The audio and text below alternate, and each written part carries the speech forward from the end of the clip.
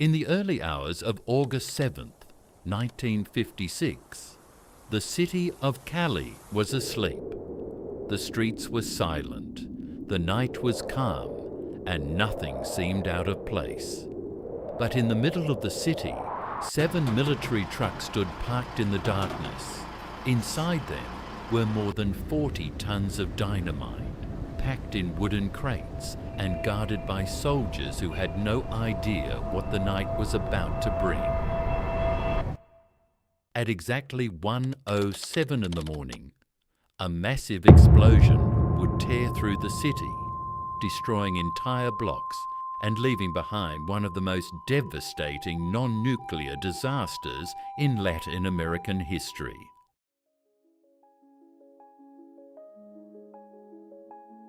But how did this happen? How could 7 military trucks loaded with dynamite explode in the middle of a sleeping city? This wasn't just a tragic accident. The truth behind that explosion is far more disturbing than most people realize. And it all started hours before the blast. Hours before the explosion, a military convoy left the port city of Buenaventura, heading inland. Transporting explosives wasn't unusual at the time, but this was different.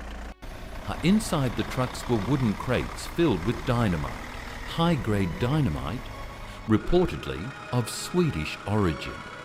In total, more than 100 tons of explosives.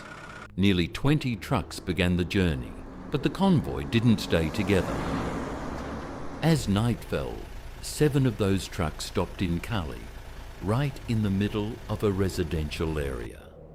Homes, families, people sleeping just meters away.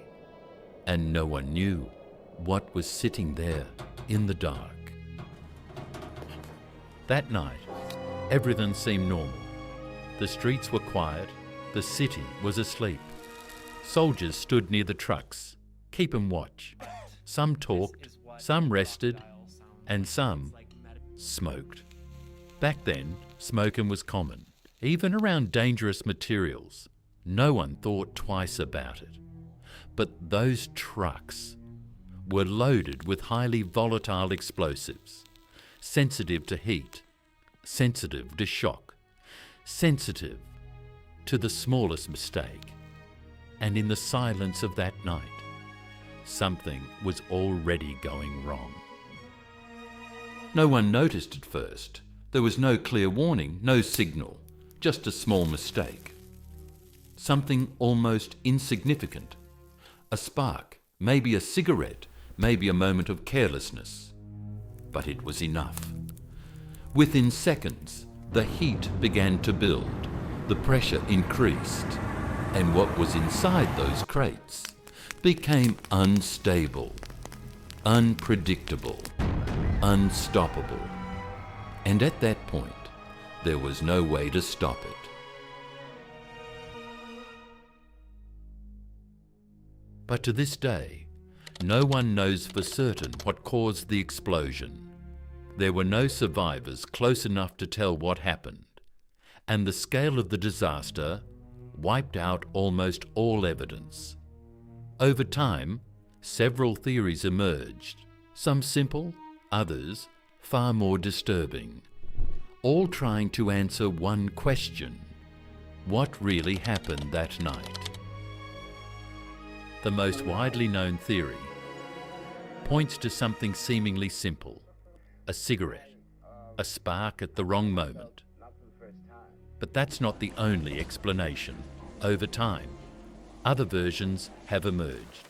Some suggest a technical failure, others, extreme conditions had made the explosives unstable, and some believe that what happened that night was not an accident. Another theory points to the conditions in which the explosives were transported. Time, movement, storage, dynamite can become unstable if it isn't handled properly. And in large quantities, the risk increases. Without the need for a spark, it could have started from within. But there are theories that go beyond a simple accident. Some believe that what happened that night was not caused from within. There are claims of a stray bullet, a shot, something external, something that could have triggered everything at the worst possible moment. But others believe it may not have been an accident at all.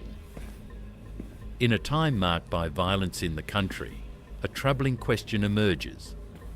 What if it was intentional?